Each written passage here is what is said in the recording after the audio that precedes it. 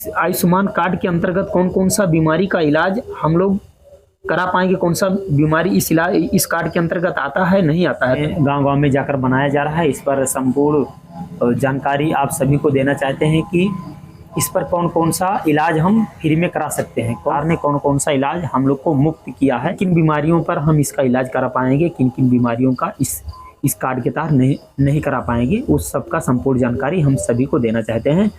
रामकिशोर भाई ये बताइए कि जब सभी लोगों को जागरूक होंगे और लोग जब जानेंगे कि कौन कौन सा इस आयुष्मान कार्ड के अंतर्गत कौन कौन सा बीमारी का इलाज हम लोग करा पाएंगे, कौन सा बीमारी इस कार्ड के अंतर्गत आता है नहीं आता है, तभी तो। देखिए, पहले मैं आपको धन्यवाद देना चाहता हूं कि आपने मुझे इस योग्य समझा कि जो है इस आयुष्मान कार्ड के विषय में जो बात हो रहा है, आपने मुझे यहाँ पे निमंत्रण किया है और मैं जो कि मुझे जानकारी है अभी वर्तमान में वो मैं बताने का कोशिश करूँगा।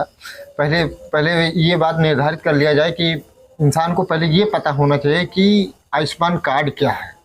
आयुष्मान कार्ड ये सेंट्रल योजना है जिसके अंतर्गत हर गरीबों का इलाज मुफ्त 5 लाख रुपए तक मुफ्त इलाज होता है। वो हॉस्पिटल हर मतलब गरीबों का इलाज मुफ्त में कराते हैं जिनके पास पैसे नहीं है। आजकल आप देखेंगे तो जो है एक भी ऑपरेशन कराने जाए तो 30,000 40,000 लगता है, लेकिन गरीबों के पास उतना पैसा नहीं होने के कारण वो इलाज से वंचित रह जाते हैं।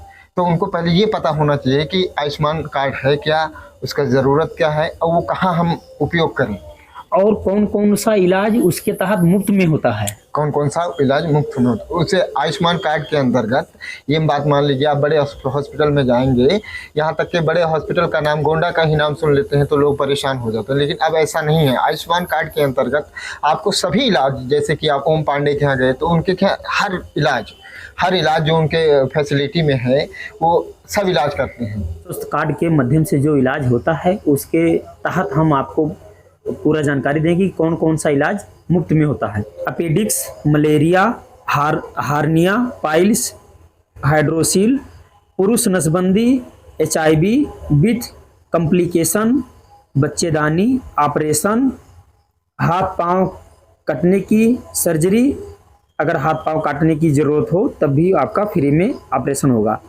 मोतियाबिंद, पट्टा चढ़ाना, अगर किसी को जो भी बीमारी है जैसे पट्टा चढ़ाना, प्लास्टर का, गांठ संबंधित बीमारी, इन्फेक्टेड बनियान, फुट, रेनल, कॉलिक, UTI, आंतों का बुखार, ganglion, blood test, ultrasound, x ray, हृदय रोग, चिकनगुनिया, डायलिसिस, कुलाहा, प्रतिरोपण, डेंगू, निसंतानता, MRI।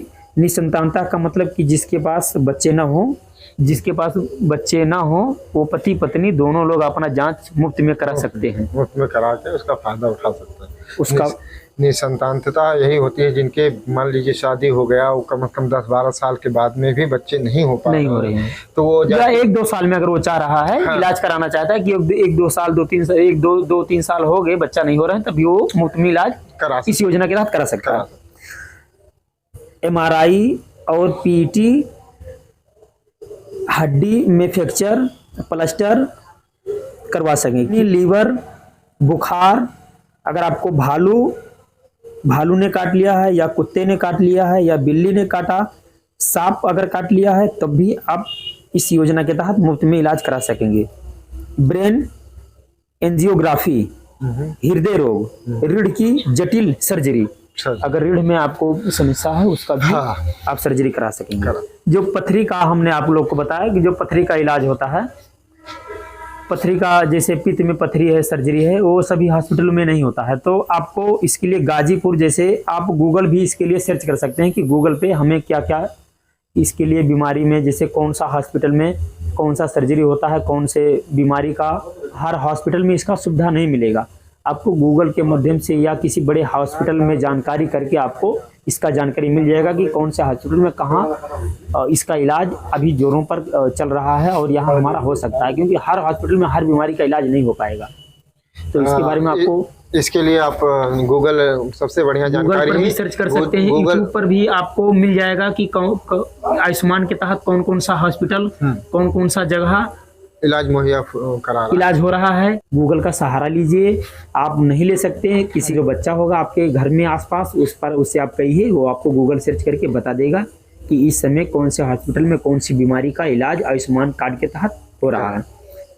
पित्त की थैली का हमने बात किया हो, अगर किसी को पथरी हो जाता है तो पथरी गाजीपुर में एक सम्मे हुसैनी ड्रामा सेंटर है, वहाँ पित्त की थैली की सर्जरी की गई है। तो आप सभी को एक बहुत ही महत्वपूर्ण जानकारी था जो आप सभी तक पहुंचाना ही बहुत ज़रूरी था, क्योंकि गांव देहात में लोग जान नहीं पाते हैं कि कौन सा इस आयुष्मान कार्ड के अंतर्गत कौन कौन सा बीमारी आता है, कौन कौन सा बीमारी नहीं आता है। ये आप लोग अगर जानेंगे तभी आप इलाज करा पाएंगे, अपने यार दोस्तों को तभी बता पाएंगे, जागरूक होंगे, अपना पैसा बचा पाएंगे।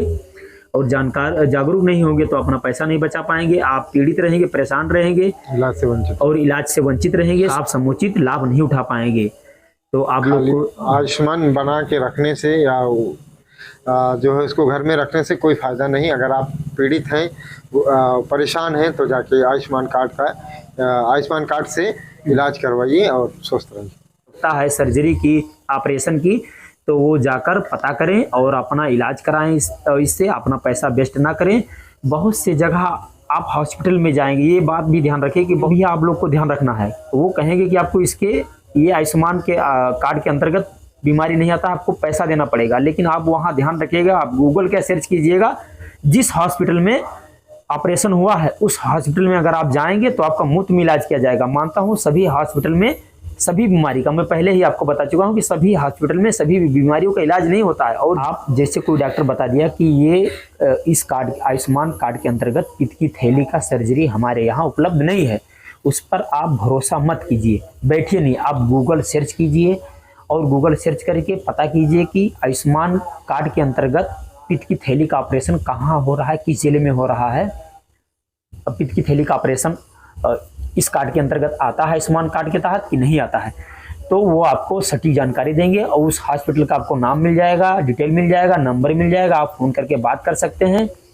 और फ़ोन करके बात कर सकते हैं, फ़ोन भी नहीं लगता है तो अगर आप पहले वहाँ जाकर पूछ सकते हैं, पता कर सकते हैं कि ये बीमारी है, इस हॉस्पिटल में आयुष्मान कार्ड के अंतर्गत इलाज हो पाएगा नहीं हो पाएगा। जब वो डॉक्टर कहते हैं कि ठीक है चले आइए हो जाएगा, अगर वहाँ जाने से आपका 40 से 50 हज़ार, 1 लाख, 1.5 लाख बच जाता है तो इसमें बुराई क्या है कि हमें वहाँ जाने से पता करके क्यों लाना है, या नंबर लग जाए तो आप वहाँ जाकर पता भी कर सकते हैं। तो ये बहुत अच्छा है, बहुत महत्वपूर्ण जानकारी जो आप सभी तक पहुँचानी थी। ये मत सोचिए कि हम एक आयुष्मान कार्ड पर 2 लोग को 3 लोग को इलाज करा चुका हूँ, पूरा हो गया है 5 लाख। अब शायद घर में परिवार में 8 लोग हैं, मान लीजिए तीसरे व्यक्ति का, चौथे व्यक्ति का फिर बीमार पड़ गया या किसी ऑपरेशन की जरूरत हो गई तो उसका इलाज नहीं होगा, उसका भी इलाज होगा, वो रिनोल हो जाएगा। ज़्यादा जानकारी के लिए आप CHC पे जाएं। हाँ, ज़्यादा जानकारी के लिए आप CHC पर जाएं और CHC पर जाएंगे तो आपको रिनोल करके दे देंगे, इलाज करा सकेंगे, घबराने की जरूरत नहीं है। आप निसंकोच होकर जाइए, इलाज भी अच्छा होता है। प्राइवेट में कितना भी महंगा इलाज हो रहा है, 5 लाख का इलाज हो रहा है फ्री में, आपको दिक्कत नहीं है। और सिस्टम भी आप समझिए कि इसमें आपका ऑपरेशन होगा, ऑपरेशन के बाद में 15 दिन तक जो भी आपका इलाज में पैसा लगेगा वो भी सरकार आप पर मुफ्त में देगी। जो भी दवा का, जैसे आपका ऑपरेशन हो गया 15 दिन आपका दवा चलेगा, डिस्चार्ज होने के बाद में आपको डिस्चार्ज होने के बाद में 15 दिन तक सरकार आपका जो भी दवा लगेगा वो मुफ्त मिलेगी, वो दवा मुफ्त मिलेगी।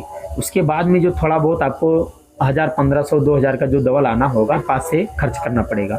वैसे आप इसके बारे में बड़े डॉक्टर से या जो भी है जानकारी भी कर सकते हैं ये, लेकिन जहाँ तक मुझे जानकारी है कि 15 दिन तक सरकार आपको फ्री में दवा देती है और उसके बाद में आप 2-4 हज़ार का जो भी 1000-1500 का आप दवा अपना। तो दोस्तों आप सभी से निवेदन, इस आयुष्मान कार्ड का समुचित लाभ उठाएं। मैं आपको यही बताना चाहता हूं कि सर्वप्रथम पहले कोई भी चीज़ के बारे में जानकारी कीजिए। आयुष्मान के बारे में अगर है आपके घर में, मैं फिर आपसे आपके चैनल के माध्यम से ये कहना चाहता हूं जी कि जैसे आयुष्मान कार्ड है और कोई बीमारी की अवस्था में है तो पहले ले जाके पता करिए, हॉस्पिटल में जाइए, इंक्वायरी कीजिए, फिर उसके बाद में वो आपको वहाँ जो एक काउंटर होता है आयुष्मान वाला, जिस हॉस्पिटल में रहता है उस हॉस्पिटल में अलग एक काउंटर होता है आयुष्मान का। जैसे कि आपका आँख का ऑपरेशन हुआ, हड्डी टूट गई है तो उसको प्लास्टर करना है, या सर्जरी आप ऑपरेशन करना है, या आँखों का ऑपरेशन करना है, तो एक हर एक हॉस्पिटल में सरकार ने ऐसा सुविधा, प्राइवेट हॉस्पिटल में ऐसा सुविधा बना रखा है कि जैसे कि आप जाएंगे तो वहाँ पे अलग काउंटर है, आयुष्मान का एक अलग काउंटर होता है। तो वहाँ पे बैठे हुए व्यक्ति आपको सही जानकारी देंगे।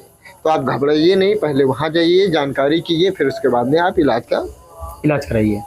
जब आप इलाज कराने जाएं या पता करने जाएं, आप दो काम करिएगा। जिस व्यक्ति का इलाज होना है उस व्यक्ति का आधार कार्ड, जिस व्यक्ति का इलाज होना है उस व्यक्ति का आयुष्मान कार्ड में नाम होना बेहद ही जरूरी है। नाम होगा तभी उसका इलाज होगा, और उसका आधार कार्ड, आयुष्मान कार्ड में उस व्यक्ति का नाम चाहिए। पत्रकारिता कोई इमोशन नहीं है, ना अपना कोई ज्ञान देना है और ना कोई विचार थोपना है। पत्रकारिता क्या है? पत्रकारिता का मतलब है सही जानकारी इकट्ठा करना और तथ्य बताना। पत्रकारिता आज जितने महत्वपूर्ण दौर में है, शायद पहले नहीं थी। इस दौर से निकलने के लिए सिर्फ सच दिखाने की जरूरत है, वो सच जो आपके हित को आगे रखे।